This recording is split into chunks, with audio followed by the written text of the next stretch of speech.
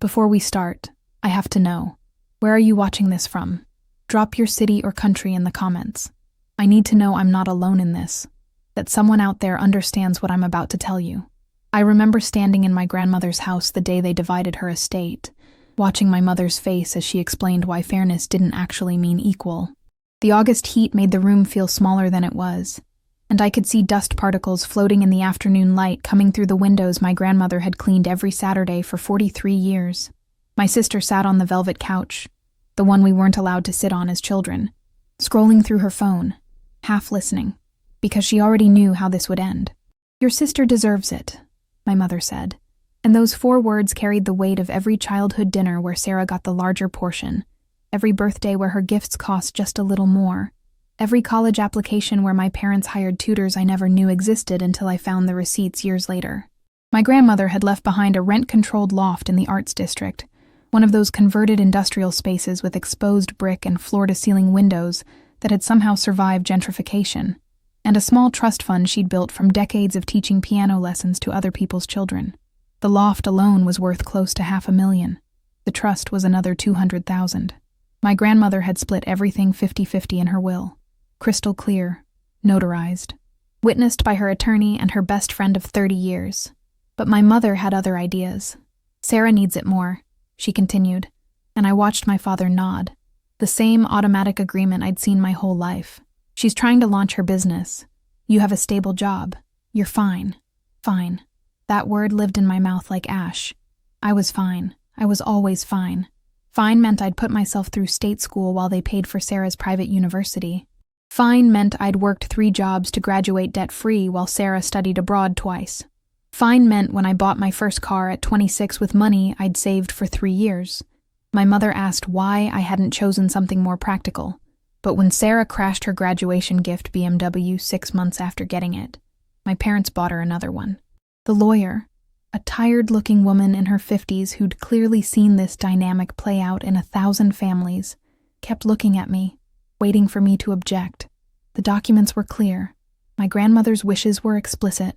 All I had to do was say no, but I'd been trained my entire life not to make waves, not to be difficult, not to put my needs above family harmony.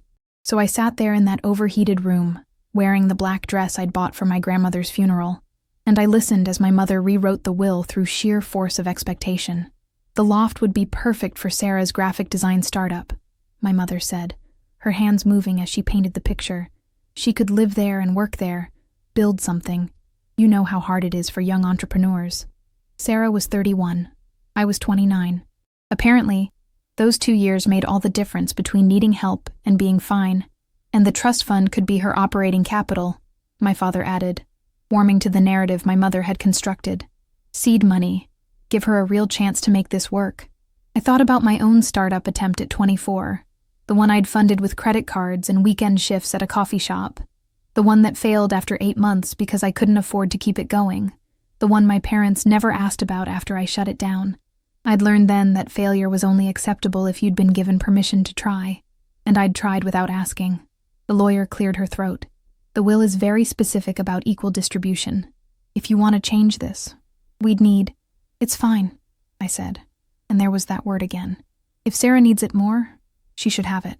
My mother's relief was palpable. She reached over and squeezed my hand, the same gesture she'd used when I was 8, and gave Sarah my favorite birthday present because she'd cried. "You're so understanding," she said. "This is why you're my rock."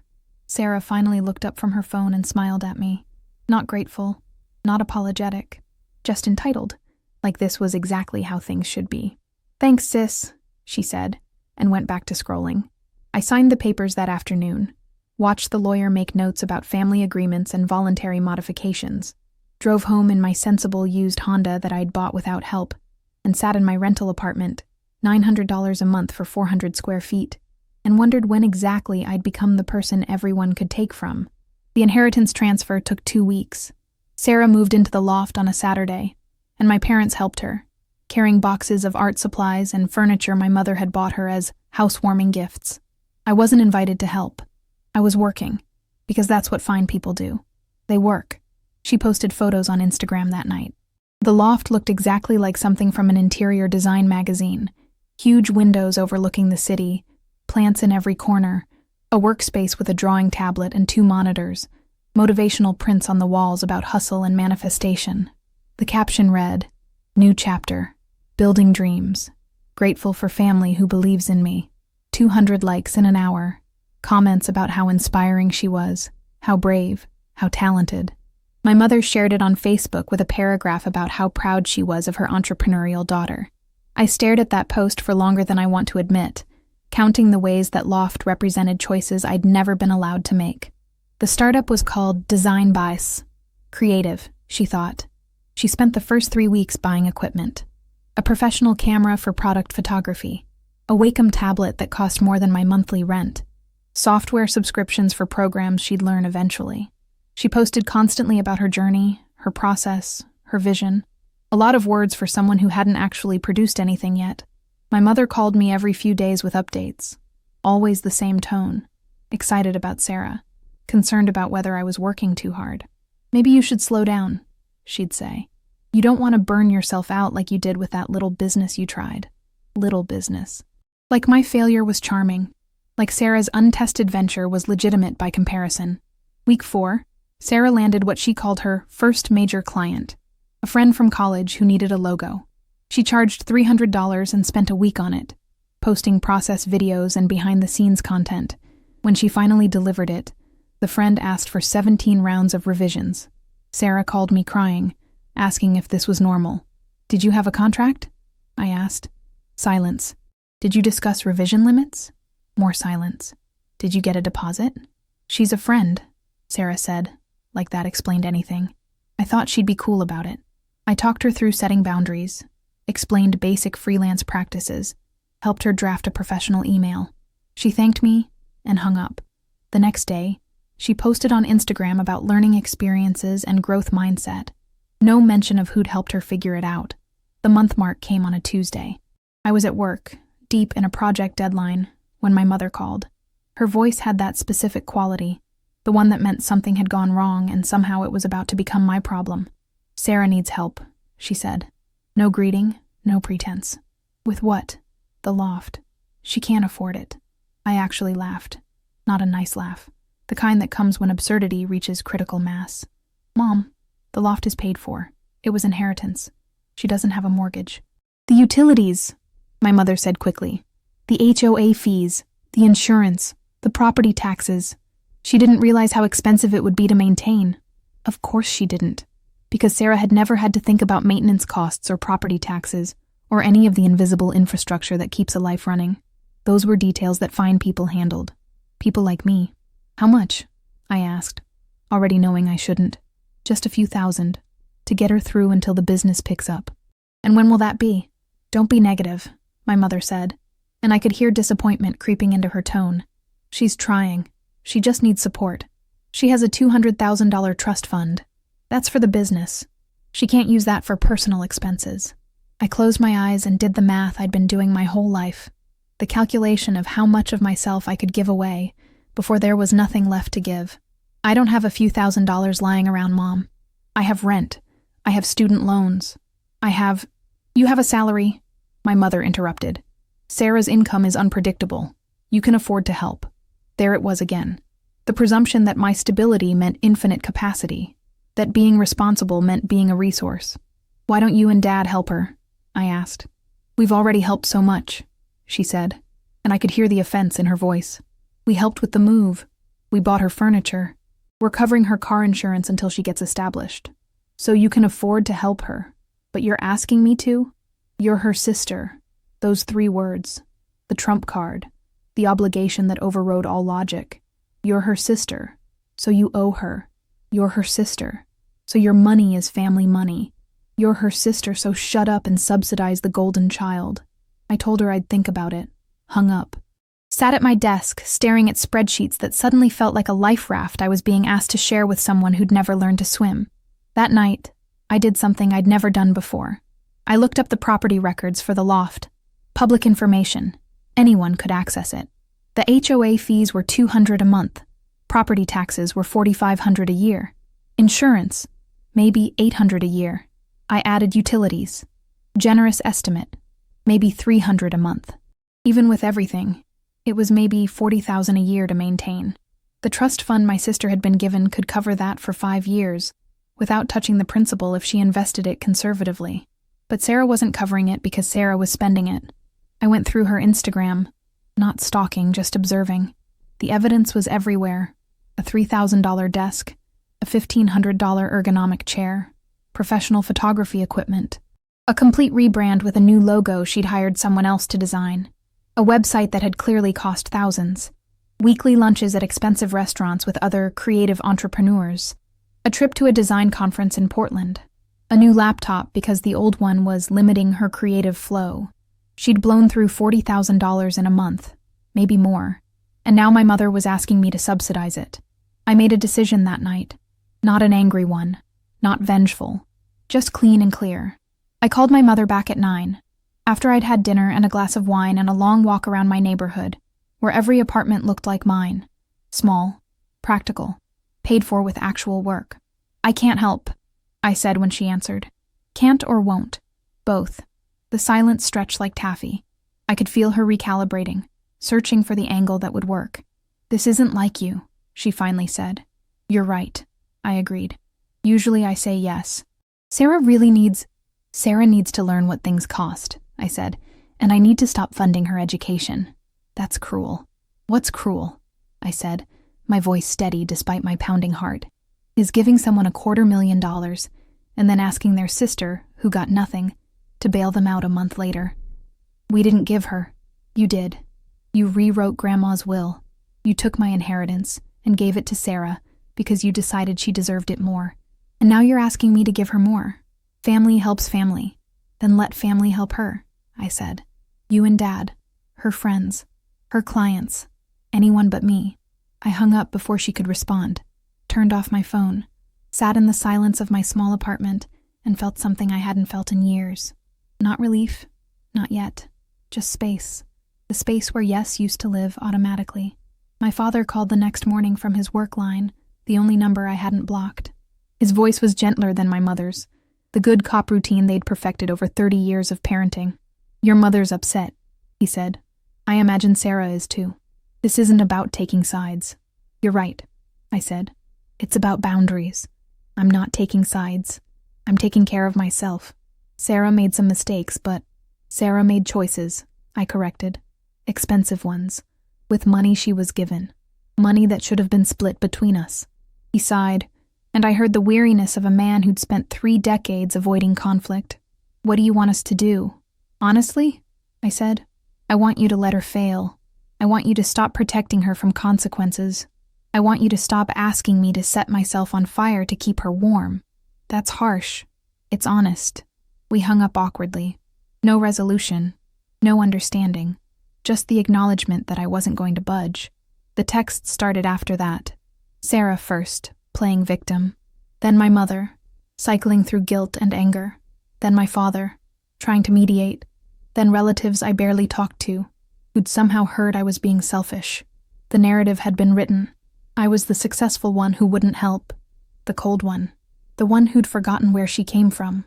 Let them think that. I was done managing their stories about me. A week later, I saw Sarah's Instagram story. She was moving out of the loft. Couldn't afford it, she said. Looking for roommates. Downsizing. The trust fund was nearly gone. Spent on a business that had produced exactly 1 logo and a lot of aspirational content. My mother called, crying. "Are you happy now?" "No," I said honestly, "but I'm not responsible for this. She's your sister." "She is," I agreed. "And maybe now she'll learn what I had to learn. That nobody's coming to save you. That you have to save yourself." I wasn't invited to family dinner that month. Or the next. Fine. I was getting used to that word meaning something different now. Fine meant I was okay alone. Fine meant I didn't need their approval. Fine meant I'd finally stopped paying admission to a club that never wanted me as a member. 3 months later, Sarah got a job. A regular job. With a salary and benefits. My mother mentioned it casually on a phone call, like it wasn't a complete repudiation of the 6-figure investment they'd made in her entrepreneurial dreams. Sarah was selling the Loft, couldn't maintain it long term, and the market was good. She'd clear maybe $30,000 after fees and costs. $30,000. From a $250,000 inheritance. In 6 months. I didn't say anything. Didn't point out the obvious. Just listened as my mother talked about how mature Sarah was being. Taking responsibility. Making hard choices. The same choices I'd been making since I was 20 without anyone calling me mature. The loft sold in December. Sarah moved into an apartment share with 2 roommates. Posted photos about minimalism and intentional living and learning to let go. The comments called her inspiring. Said she was brave. That downsizing took courage. I thought about my grandmother, who'd lived through the Depression, who'd saved piano lesson money in coffee cans, who'd bought that loft in 1982 for $30,000 and watched it appreciate over 40 years, who'd meant for both her granddaughters to have security, who'd died thinking she'd provided for us equally. On Christmas Eve, my mother called. "Sarah wants to apologize," she said. No preamble. For what? For everything. Does she actually want to apologize? Or do you want her to? Silence. Then, does it matter? Yeah, I said. It does. Sarah never called. I didn't expect her to. Apologies aren't really apologies when they're assigned. But something interesting happened. When I stopped being the backup plan. When I stopped being the safety net. When I stopped being fine with being treated like the family ATM. I started building something for myself. Not a startup. Not a business. Just a life where my choices were mine. Where my money stayed in my account. Where my time belonged to me. I moved into a better apartment. Started saving for a house. Took a vacation to Iceland without asking anyone's permission or opinion. Posted 0 photos. Told no one until I got back. My father saw me at a family event. A cousin's wedding where I was invited because the cousin actually liked me. And he looked at me differently. "You look good," he said, surprised. "I feel good," I told him. "Your mother misses you. She knows where I am." He nodded slowly, understanding something he couldn't quite articulate. "Sarah's doing better," he offered. "Good," I said, and meant it. "She should be. She asks about you sometimes." "What do you tell her?" "That you're busy." I smiled, not kindly. "That's accurate. I was busy. Busy building a life that wasn't about them. Busy learning that family doesn't mean unlimited access. Busy discovering that the person I'd been, the one who always said yes, who always helped, who was always fine, that person had been a volunteer, not a victim. I chose that. Every time. Every yes. Every time I opened my wallet.